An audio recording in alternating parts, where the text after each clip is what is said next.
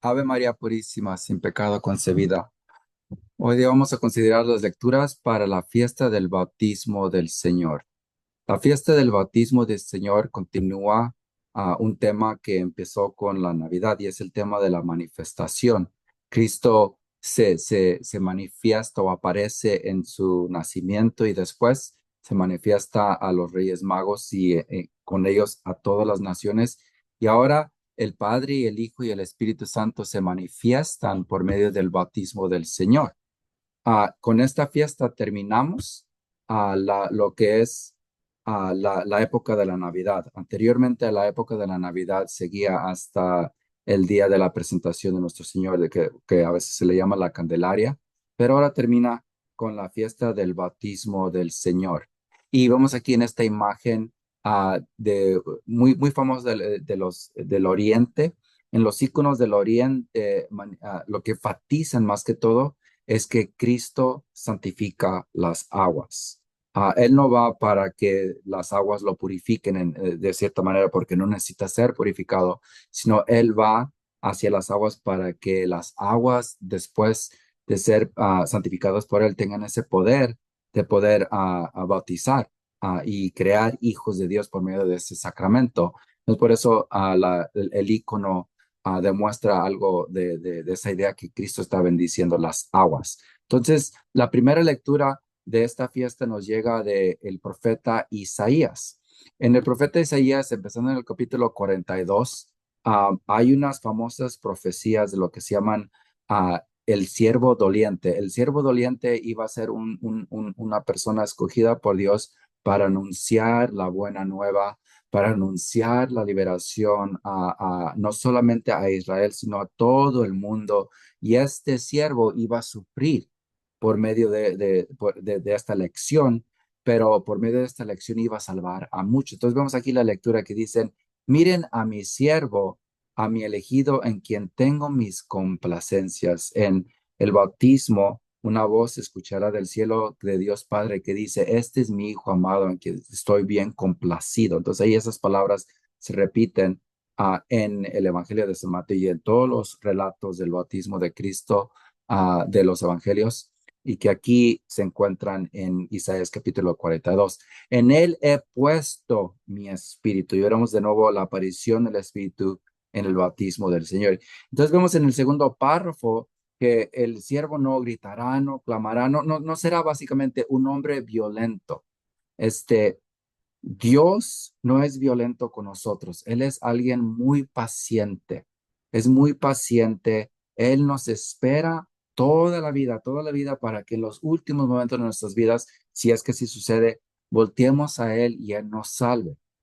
Pero por esa razón también nosotros sufrimos, porque muchas veces quisiéramos nosotros que Dios actúe más en el mundo. A veces pensamos, ¿por qué hay tanta maldad, tanto sufrimiento en el mundo? ¿Por qué Dios no hace algo para que no haya tanto sufrimiento, tanta maldad en el mundo? Y dice el Papa Juan Pablo II en uno de sus libros que nosotros sufrimos por la paciencia de Dios, pero también somos salvados por la paciencia de Dios. Porque hermanos, yo bien sé, considerándome a mí mismo y pienso que muchos de ustedes también, que si Dios no fuera paciente conmigo tanto como lo es, pobre de mí, pobre de mí.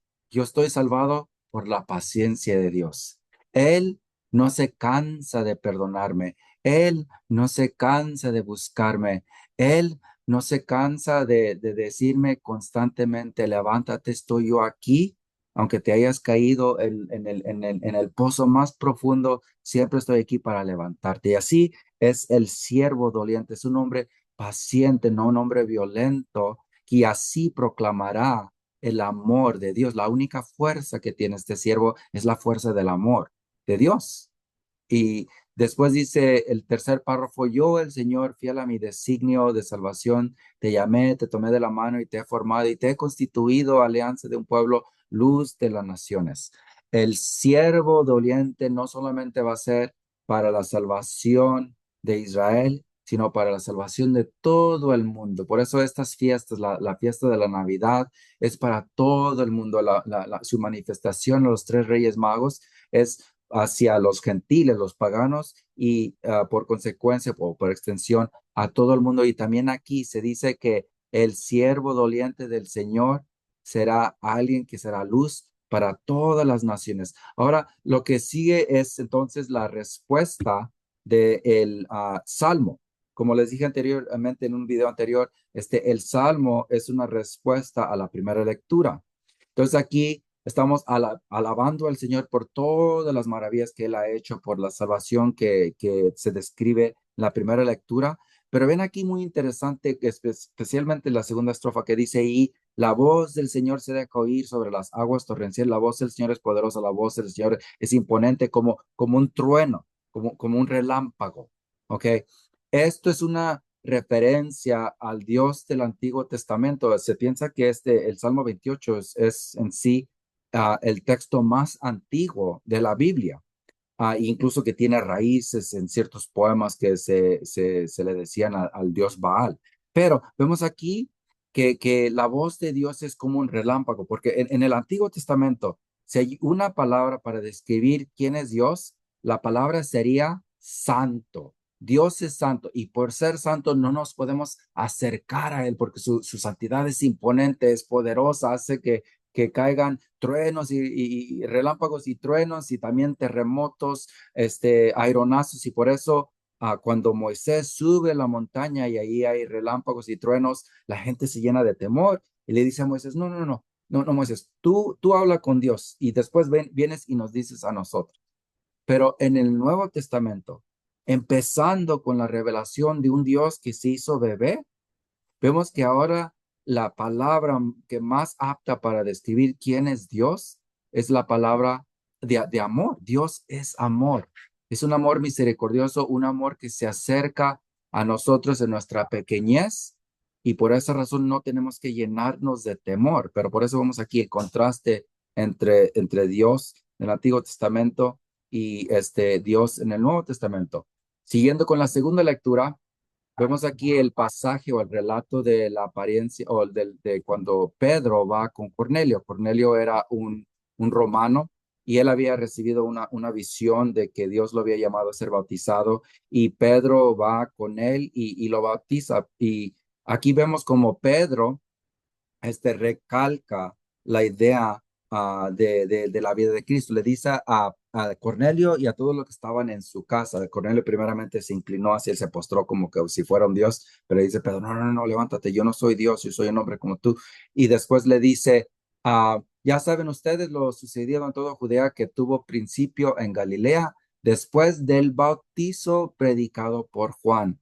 Como Dios ungió con el poder del Espíritu Santo a Jesús de Nazaret, y como éste pasó haciendo el bien, sanando a todos los oprimidos por el diablo, porque Dios estaba con él. Vemos ahí un detalle muy importante, que según Pedro, el ministerio de Cristo empieza con su bautizo en el río Jordán. Eso es muy importante para entender lo que está sucediendo entonces en el pasaje del bautismo de Cristo, que será el pasaje del Evangelio de hoy día. Vemos ahí lo que dice Juan Bautista. Juan estaba un día y vio de lejos a Cristo y dijo, he ahí, o este es el Cordero de Dios. En latín es Ecce Agnus Dei. Muchas veces en las imágenes de Juan Bautista o incluso en sus estatuas lo ven como con una cruz, ven cómo está ahí la imagen con la cruz y después como hay un listón que tiene las palabras que dicen Ecce Agnus Dei o he ahí el Cordero del mundo. Juan Bautista es el que indica que ahí viene el Salvador. ¿Y cómo va a salvar Dios al mundo? Pues por siendo cordero, siendo un sacrificio para los pecados del mundo. Entonces vemos que ahí que esto implica sufrimiento. Cristo es el siervo doliente profetizado por Isaías en el Antiguo Testamento. Entonces aquí está el relato del bautizo de Cristo. Jesús llegó al río de Galilea, a Galilea, al río Jordán, y le pidió a Juan que lo bautizara. Pero Juan se resistía diciendo, yo soy quien debe ser bautizado por ti. Ahora, ¿por qué? Primeramente porque tiene que tener la importancia y la necesidad del bautizo de Juan Bautista. Juan Bautista decía muy claramente, mi bautizo no te salva. Tú necesitas ser bautizado por el que te bautice con el Espíritu Santo y ese será Cristo. Mi bautizo es un bautizo de arrepentimiento. Hagan de cuenta que es una preparación. Y a veces a mí me gusta pensar en la idea de un polluelo, que hay un pájaro que la pájara sale para buscar a lombrices para darle a comer a sus polluelos y después los polluelos que están bien pequeños, están casi como encuerados, no tienen ni alitas, no tienen las plumas y están bien feos y son puro pico, casi son puro pico, están así con el picote así abierto para que venga la mamá y le ponga la lombriz dentro del pico. Y si hay un polluelo que está como bobeando, que está viendo por aquí, por allá, cuando viene la mamá para dar la lombriz, ese polluelo se muere. ¿Por qué? Porque no está listo para recibir la lombriz de su madre. Y así es el arrepentimiento de Juan Bautista. El arrepentimiento de Juan Bautista nos prepara para recibir la salvación de Dios. Hermanos, nosotros no nos salvamos, no podemos salvarnos, nosotros somos seres humanos limitados, no tenemos la capacidad de salvarnos, tenemos que recibir la salvación de Dios, pero sí nos podemos preparar, podemos tener ese perfil de arrepentimiento para poder recibir todos los dones que Dios me quiere dar. Y eso es lo que Juan Bautista está animando al pueblo de Israel a que se arrepienten para poder recibir el bautizo de Cristo. Y por eso no quiere bautizar a Cristo. ¿Por qué? Porque esto es como reconocer que Cristo es un pecador. Es como si tú fueras a confesarte hoy en día y ahí estuviera Cristo esperando ahí en la fila para confesarse, que le digas, hey, Cristo, ¿qué está sucediendo? Tú no tienes pecado, tú no tienes por qué confesarte. Más o menos eso es la idea. Por eso Juan Bautista se resistía. ¿Ok? Pero hay una profecía también en una de los pasajes del siervo doliente que dice que, ¿cómo lo dice en Isaías 53:12? ah, Se ha negado a sí mismo hasta la muerte y ha sido contado entre los pecadores. Cristo, para salvar a los pecadores, es contado entre los pecadores. Y por eso dice él que es necesario que se haga para que cumplamos todo lo que Dios quiera, para que se reconozca que yo hago esto voluntariamente para salvar a los pecadores. Incluso dice San Pablo en 2 Corintios capítulo 5:21 que el que no conoce pecado, Dios lo hizo pecado. Él se convierte en pecado para salvarnos del pecado.